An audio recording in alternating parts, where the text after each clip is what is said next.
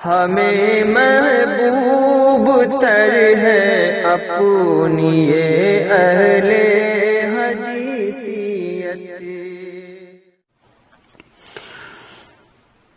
مفتی طارق مسعود صاحب گزشتہ دنوں علی مرزا سے مخاطب ہوتے ہوئے اس بات کا ذکر کرتے ہیں کہ حرم میں کبھی 4 مصلے تھے، علی مرزا کی بات کا جواب دیتے ہوئے۔ پھر وہ یہاں کہتے ہیں کہ میں ایک سوال پوچھتا ہوں ان حضرات سے کہ 400 سال تک حرم میں اہل السنہ والجماع کو نمائندگی ملی، چاروں مسلکوں کو، یعنی حنفیوں کو، شافیوں کو، مالکیوں کو، حنبلیوں کو، تو اس وقت آپ کہاں تھے؟ پھر اس سے نتیجہ نکالتے ہوئے وہ یہ بھی کہتے ہیں کہ آپ کا وجود ہی نہیں تھا 400 سال تک۔ اگر آپ کا وجود ہوتا تو آپ کوئی احتجاج کرتے، جیسے کہ شیعوں نے کیا، تاریخ میں موجود ہے، لیکن آپ کا کوئی احتجاج نہیں ہے۔ تو طارق مسعود صاحب اس سے یہ نتیجہ نکالتے ہیں کہ اس کا مطلب یہ ہوا کہ آپ جو ہیں وہ بالکل نئی چیز ہیں، آپ کا وجود بالکل بات کی چیز ہے۔ انہوں نے ایک بات کی ہے کہ حرم میں 400 سال تک 4 مصلے رہے ہیں، حنفی، مالکی، شافعی، حنبلی۔ 4 قسم کے ائمہ ہوتے تھے جو نمازیں پڑھاتے تھے، حنفی، مالکی، شافعی، حنبلی۔ تو دیکھو یہ اجماع تھا، غلط چیز پر اجماع ہو گیا، اور پھر اللہ کا شکر ہے اب یوٹیوب کا دور ہے تو یہ ختم ہو گیا۔ ایک سوال میں پوچھتا ہوں ان حضرات سے کہ 400 سال تک حرم میں اہل سنت والجماعت کو نمائندگی ملی ہے، چاروں مسلک کو، حنفیوں کو بھی، مالکیوں کو بھی، شافیوں کو بھی، حنبلیوں کو بھی۔ آپ کہاں تھے اس وقت؟ نہیں یاری بات میرا خیال ہے آپ کا وجود ہی نہیں تھا، تبھی آپ کو نمائندگی نہ ملی، نہ آپ نے 400 سال کو یہ احتجاج کیا کہ ہم بھی تو ہیں۔ شیعہ حضرات نے احتجاج کیا تاریخی کتابوں میں، انہوں نے کہا 5واں ہمارا بھی ہونا چاہیے، مگر ان کو نئی نمائندگی ملی۔ اس کا مطلب ہے آپ پیدا ہی بعد میں ہوئے ہو۔ سمجھ میں آ رہی ہے بات؟ یہ تو آپ نے خود اعتراف کر لیا کہ ہم تھے ہی نہیں اس وقت۔ حالانکہ مفتی طارق مسعود صاحب خود جو ہے علی مرزا صاحب سے اس بات کا شکوہ کر رہے ہیں کہ میری گفتگو اہل حدیث علماء کے ساتھ تھی، میں اہل حدیث سے بات کر رہا تھا تو علی مرزا درمیان میں کود پڑا۔ میں نے تو بڑے آرام سے علماء سے، اور اس سے کیا بھی نہیں تھا، میں نے تو اہل حدیث علماء سے کیا تھا، اس کو خام خامے جواب دینے کی پتہ نہیں کیا ضرورت تھی۔ اور مسعود صاحب خود یہ کرتے ہیں کہ اکثر و بیشتر علی مرزا کے رد میں جب کبھی گفتگو کرتے ہیں تو ان کا رخ علماء اہل حدیث کی طرف پھر جاتا ہے۔ اب انہیں خود اپنی اس نصیحت کا خیال رکھنا چاہیے کہ جب وہ علی مرزا سے بات کرتے ہیں تو پھر صرف علی مرزا کو ہی سامنے رکھ کر بات کریں، اہل حدیث کو درمیان میں نہ لائیں۔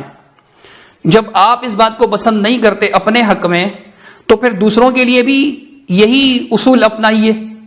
دوسروں کے لیے آپ کا اصول مختلف تو نہیں ہونا چاہیے تھا، لیکن ہوتا یہی ہے۔ ہم نے دیکھا ہے کئی بار آپ علی مرزا کی تردید کر رہے ہوتے ہیں تو آپ درمیان میں اہل حدیث کو رگڑنا شروع کر دیتے ہیں، حالانکہ آپ بخوبی جانتے ہیں کہ علماء اہل حدیث علی مرزا صاحب سے براءت کا اعلان کر چکے ہیں۔ اس کی وجہ کیا ہے؟ اس کی وجہ یہ ہے کہ وہ صحابہ کا گستاخ ہے، صاف طور پر صحابہ کرام کی بدتمیزیاں کرتا ہے، اور اس کی جو ہے وہ پوری قلعی کھول چکے ہیں۔ حضرت مولانا ابو یحییٰ نور پوری حفظہ اللہ بڑی ترتیب کے ساتھ، تسلسل کے ساتھ، حوالوں کے ساتھ، دلائل کے ساتھ اس کے کلپس دکھا دکھا کر بتا چکے ہیں کہ کس طرح وہ صحابہ کرام کی شان میں گستاخی کرتا ہے۔ تو اس سے برات کا اعلان کر چکے ہیں۔ جب ہمارا اس سے کوئی تعلق ہی نہیں ہے تو ان سے گفتگو کرتے ہوئے آپ ہمیں درمیان میں نہ لایا کریں، لیکن آپ لے آتے ہیں۔ اب بہت سے ساتھیوں نے یہ کلپ بھیج کر کہا کہ جی یہ آپ دیکھیے، کہہ رہے ہیں کہ اہل حدیث کا وجود ہی نہیں تھا۔ اگر مفتی صاحب یہ سمجھتے ہیں کہ آل الحدیث کا وجود نہیں تھا، چونکہ 4 مصلے جب تھے تو 5واں نہیں تھا، یعنی آل الحدیث کا مصلہ نہیں تھا، تو بات دراصل یہ ہے کہ حرم کو 4 مصلوں میں تقسیم کر دینا، ایک امام کے پیچھے نماز پڑھنے کے بجائے واتخذوا من مقام ابراہیم مصلی کے پر عمل کرنے کے بجائے، یعنی 4 الگ الگ کونوں میں اپنی اپنی جماعت کھڑی کر دینا، اپنی اپنی دکان سجا دینا، یہ مفتی صاحب کے اس بیان سے ہی ظاہر ہے کہ یہ غلط کام ہے۔ اس غلط کام میں اگر اہل حدیث نے حصہ نہیں لیا اور اپنا حصہ نہیں مانگا تو اس کا یہ مطلب قطعاً نہیں ہے کہ اہل حدیث تھے ہی نہیں۔ اہل حدیث تھے، ان کے اپنے اکابر کے بیان سے یہ بات ثابت ہے۔ مثال کے طور پر ان کے بزرگ اشرف علی تھانوی صاحب، جن کے بارے میں یہ خود کہتے ہیں مفتی طارق مسعود صاحب کہ جس نے تھانوی صاحب کو نہیں پڑھا اس نے کچھ نہیں پڑھا، اور معلوم ایسا ہوتا ہے کہ ابھی مفتی صاحب نے ان کو پڑھا نہیں ہے، کافی کچھ پڑھنے کی ضرورت ہے انہیں۔ ان کی ایک کتاب ہے امداد الفتاوی، جس میں ان کے فتاوی منقول ہیں۔ ایک سوال کیا گیا تقلید اور ترک تقلید کے بارے میں، کافی لمبا چوڑا جواب دیا ہے تھانوی صاحب نے، کافی تفصیل بیان کی ہے اس کی۔ ایک مقام پر آ کر وہ یہ بھی بیان کرتے ہیں کہ کسی طرح جو ہے وہ تقلید پر مقلدین کا اتفاق ہو گیا. مقلدین نے جب اتفاق کیا تو اس وقت کیا ہوا؟ امداد الفتاوی جلد 5 پر وہ لکھتے ہیں کہ بہت لوگ اہل حدیث میں سے اس مشورت پر مصلحت کے مخالف رہے مگر کسی پر لان تان نہ کرتے تھے. یعنی جب مقلدین نے تقلید پر اتفاق کا فیصلہ کیا تو اس وقت اہل حدیث نے اس کی مخالفت کی. اب آپ کا کہنا ہے کہ جی دوسری تیسری صدی میں ہی جو ہے وہ تقلید پر اتفاق ہو چکا تھا، 4 اماموں پر اتفاق ہو چکا تھا. اگر ایسا ہے تو اہل حدیثوں نے ان کی مخالفت بھی کی. یہ بات تھانوی صاحب نقل کر رہے ہیں، اشرف علی تھانوی صاحب نقل کر رہے ہیں.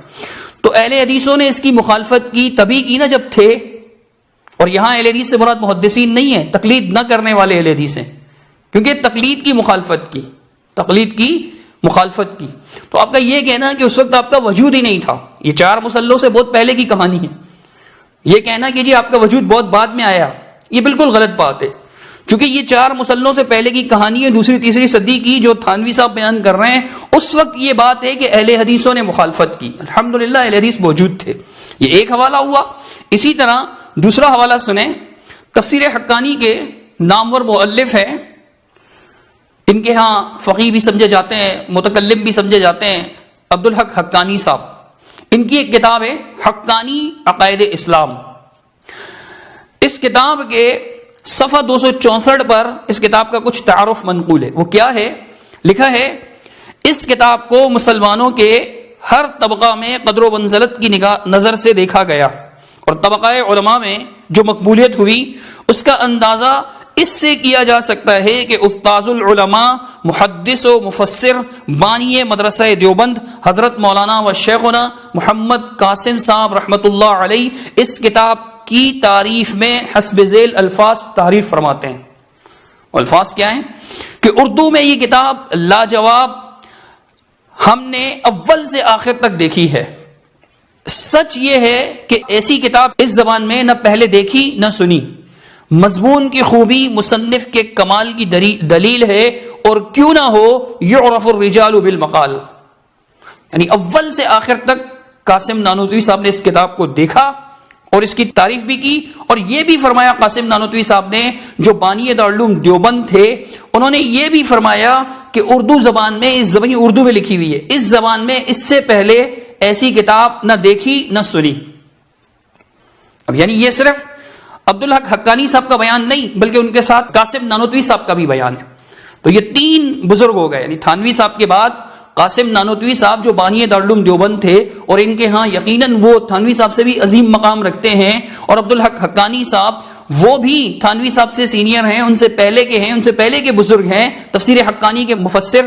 وہ بھی یہ بات بیان کرتے ہیں. انہوں نے اپنی اس کتاب کے صفحہ 3 پر لکھ رکھا ہے کہ اہل سنت شافعی، حنبلی، مالکی، حنفی ہیں، اور اہل حدیث بھی انہی میں داخل ہیں. یعنی وہ اہل حدیثوں کو کس میں داخل سمجھ رہے ہیں؟ اہل سنت میں. صفحہ 3 پر یہ بات لکھی ہوئی ہے. نانوتوی صاحب نے اول سے آخر تک اس کتاب کو دیکھا تو اس کے اندر یہ بات بھی لکھی ہوئی تھی کہ اہل حدیث کو اہل سنت میں شامل کیا گیا. اس کے باوجود بھی قاسم نانوتوی صاحب نے اس کتاب کی تعریف کی، اس کتاب کو اچھا قرار دیا. یہ 3 بزرگ ہوئے جو آل الحدیث کو آل السنہ میں شامل سمجھتے ہیں. آگے سنیے گا، مفتی اعظم ہند حضرت مفتی کفایت اللہ صاحب حنفی تھے اور جمعیت علماء ہند کے ممبر بھی تھے، علماء دیوبند سے ان کا خاص تعلق بھی تھا. ان کی کتاب ہے کفایت المفتی. اس میں کئی ایک جگہ لکھا ہے لیکن میں صرف آپ کو ایک حوالہ دوں گا. جلد 1 صفحہ 332 میں فرماتے ہیں کہ غیر مقلدین جن کے خیالات سوال میں مذکور ہیں، سوال میں کچھ خیالات بتائے گئے کہ وہ ایسا کرتے ہیں، رفع الدین کرتے ہیں، آمین کرتے ہیں، تقلید نہیں کرتے وغیرہ، تو وہ کہتے ہیں کہ جن کے خیالات سوال میں مذکور ہیں اصولاً تو اہل السنت والجماعت میں داخل ہے.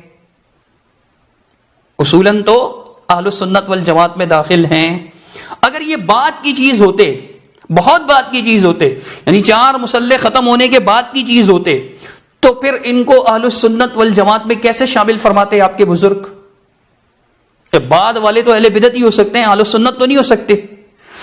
تو یہ چوتھا حوالہ ہے آپ کے مفتی اعظم کفایت اللہ صاحب کا، جو یہ بات بیان فرما رہے ہیں کہ اہل السنت جو ہیں وہ اہل الحدیث میں داخل ہیں. پورا فتویٰ ہم اسکین لگا رہے ہیں، آپ خود پڑھ لیجئے گا.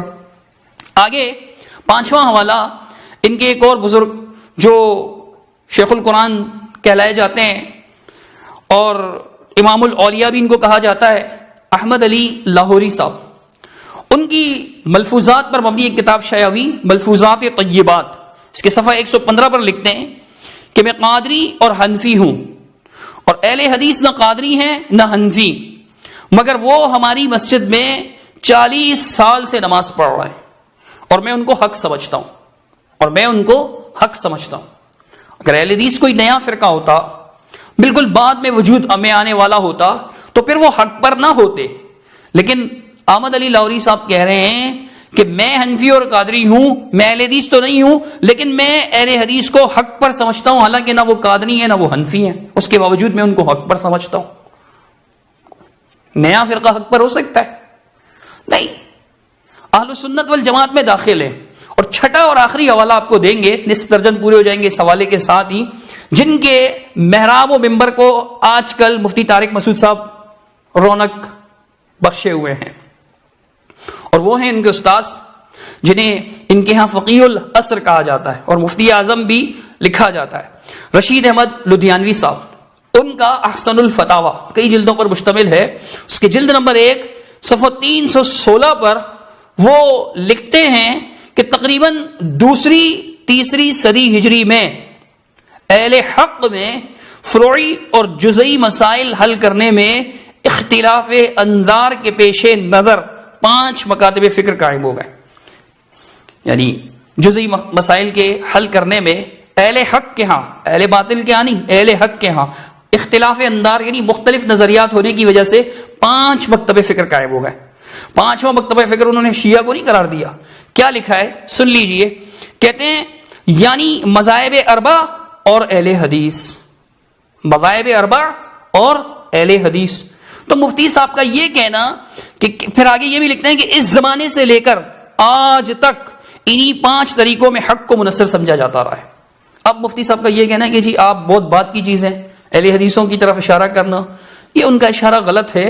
ان کے اپنے بزرگ تسلیم کرتے ہیں کہ ہمیشہ سے اہل الحدیث کا وجود رہا ہے۔ یہ بات تھانوی صاحب نے بھی نقل کی، بلکہ تھانوی صاحب نے تذکرۃ الرشید میں ان کا خط منقول ہے جو انہوں نے رشید احمد گنگوئی صاحب کو لکھا تھا، اس خط کے اندر بھی اس بات کو بیان کیا۔ چنانچہ اس کی جلد اول صفحہ 131، خط تو 129 سے شروع ہوتا ہے لیکن 131 پر آ کر وہ لکھتے ہیں کہ اگرچہ اس امر پر اجماع نقل کیا گیا ہے کہ مذاہب اربع کو چھوڑ کر مذہب خامس مستحدث کرنا جائز نہیں ہے، یعنی 5واں مذہب بنانا، ایجاد کرنا، نکالنا یہ جائز نہیں ہے، یعنی جو مسئلہ چاروں مذہبوں کے خلاف ہو اس پر عمل جائز نہیں، کہ حق دائر و منحصر ان 4 میں ہے۔ یہ بات نقل کر کے کہتے ہیں کہ اس پر اگرچہ اجماع نقل کیا گیا لیکن آگے لکھا ہوا ہے کہ مگر اس پر بھی کوئی دلیل نہیں، مگر اس پر بھی کوئی دلیل نہیں، کیونکہ اہل ظاہر ہر زمانہ میں رہے، اہل ظاہر ہر زمانہ میں رہے، اور یہ بھی نہیں کہ سب اہل ہوا ہی ہوں، وہ اس اتفاق سے علیحدہ رہے۔ پھر لکھتے ہیں دوسرے اگر اجماع ثابت ہو بھی جائے مگر تقلید شخصی پر تو کبھی اجماع بھی نہیں ہوا۔ اب وہ کہہ رہے ہیں اہل ظاہر ہمیشہ سے موجود رہے، یعنی تقلید نہ کرنے والوں کو اہل الظاہر بھی کہا جاتا ہے، جو تقلید نہیں کرتے تھے، کسی کی تقلید نہیں کرتے تھے۔ تھانوی صاحب کہتے ہیں وہ تو ہمیشہ سے رہے، وہ تو ہمیشہ سے رہے۔ اب مفتی طارق مسعود صاحب کا یہ فرمانا ہے کہ جی تم بہت بات کی چیز ہو، ان کی یہ بات درست نہیں ہے۔ آگے مفتی صاحب اپنے اس بیان میں یہ بھی فرماتے ہیں کہ 4 مصلے اگر حرم میں تھے تو غلط ہوا، اس کی کیا دلیل ہے کہ علماء نے احتجاج نہیں کیا؟ 4 مصلے اگر حرم میں ہیں یہ غلط ہوا ہے تو اس کی کیا دلیل ہے کہ اس غلط پر اس وقت احتجاج نہیں کیا علماء نے؟ اچھا مفتی صاحب آپ کہتے ہیں کہ جی علماء نے احتجاج کیا، اس کی کیا دلیل ہے کہ نہیں کیا علماء نے احتجاج؟ دلیل تو آپ کو دینی چاہیے کہ جی فلاں فلاں علماء نے احتجاج کیا۔ عجیب بات ہے کہ علماء احتجاج بھی کرتے رہے، 400 سال تک یہ غلطی قائم رہی۔ اگر علماء احتجاج کرنے والے ہوتے تو یہ 4 مسلک والے کسی ایک امام کے پیچھے نماز کیوں نہیں پڑھتے تھے 400 سال تک؟ یہ تو پھر جب اللہ تعالیٰ نے آل سعود کو اقتدار عطا فرمایا، غلبہ عطا فرمایا، تو انہوں نے یہ 4 مصلے اٹھا کر ایک طرف کر دی اور کہا کہ بھئی سب ایک امام کے پیچھے نماز پڑھو۔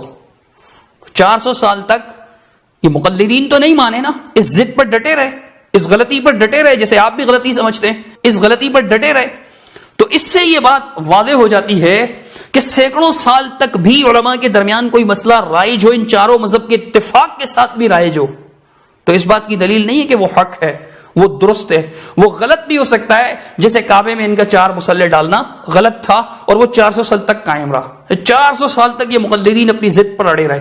اگر آل سعود یعنی اس غلطی کو ہٹانے کی کوشش نہ کرتے تو شاید آج بھی یہ نہ مانتے اور بڑے فخر سے کہتے کہ جی ہمارے حق ہونے کے لیے یہی کافی ہے کہ ہمارے جو ہے نا وہ 4 مصلے جو ہے وہ قائم ہے، ہمارا مصلہ بھی وہاں موجود ہے.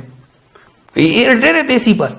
بہرحال ہم یہی عرض کرنا چاہتے ہیں کہ 400 سال تک غلطی پر ڈٹے رہنا، اس سے عوام کو سمجھ لینا چاہیے کہ چاروں مسلک کے علماء کا کسی مسئلے پر اتفاق حق ہونے کی دلیل نہیں ہے. یہ 400 سال تک اس مسئلے پر اتفاق کیے رہے، اس کے باوجود بھی یہ مسئلہ غلط تھا، باطل تھا، قابل اصلاح تھا اور الحمدللہ اصلاح ہوئی. پھر آگے مفتی صاحب یہ کہتے ہیں اپنے بیان میں کہ جی حرمین کے علماء کی تحریریں میں نے خود اپنی آنکھوں سے پڑھی ہیں کہ ہم فقہ حنبلی کو فالو کرتے ہیں. تو ہم ان سے یہ عرض کریں گے کہ تحریریں تو ہم نے بھی کافی پڑھی ہیں، لیکن آج آپ کو سابق مفتی اعظم سعودیہ عربیہ کا بیان سناتے ہیں کہ جو ارض حرمین کے مفتی اعظم تھے، آج تک ان کے فتاوا یعنی ان کی ریکارڈنگز بھی موجود ہیں، بیان بھی ہوتے ہیں، لکھے بھی جاتے ہیں، آج تک ان کے فتاوا الحمدللہ رائج ہیں. سنیے جب ان سے یہ پوچھا گیا کہ کیا آپ مذہب حنبلی کو فالو کرتے ہیں تو انہوں نے کیا جواب دیا. سماحة الشيخ، يعتقد البعض أنكم تقفون عند مذهب معين، هل تتفضلون بقول كلمة في هذا المقام؟ الفتاوى الصادرة مني لا أقف فيها ولا أعتمد فيها على مذهب أحد، لا أحمد ولا غيره، إنما عمدتنا في ذلك تحري ما قاله الله ورسوله، سواء كان في مذهب أحمد أو مذهب الشافعي أو مالك أو أبي حنيفة أو الظاهرية أو بعض السلف المتقدمين. المقصود تحري ما دل عليه الكتاب والسنة، هذا هو اللي نعتمد عليه، لا نعتمد على مذهب أحمد ولا على غيره، إنما نعتمد على ما قاله الله ورسوله وما دل عليه الكتاب والسنة في الأحكام، لأن هذا هو الواجب على كل طالب علم. نعم. جزاكم الله خيرا، جزاكم الله خيرا. نسأل الله للجميع التوفيق والهداية. نعم. اللهم آمين. ان کے جواب کا خلاصہ یہ کہ میں نہ احمد بن حنبل رحمۃ اللہ علیہ کے مذہب پر عمل کرتا ہوں، اس کو فالو کرتا ہوں، اس کی پیروی کرتا ہوں، نہ ہی کسی اور مذہب کی. میں تو قال اللہ اور قال الرسول کی پیروی کرتا ہوں، پھر وہ کسی بھی مذہب کے مطابق ہو. وہ اگر مقلد ہوتے کسی ایک مذہب کے جیسے آپ ثابت کرنا چاہ رہے ہیں تو پھر مفتی صاحب وہ یہ کیوں کہہ رہے ہیں؟ مفتی اعظم ہیں وہ، ان کا بیان تو نمائندہ بیان ہوگا نا. انہوں نے یہ بیان دیا، انہوں نے یہ جواب دیا. ہمیں محبوب تر ہے اپنی یہ اہل حدیثیت کہ ہم اسلاف کے منہج سے مکاری نہیں کرتے، کہ ہم اسلاف کے منہج سے مکاری نہیں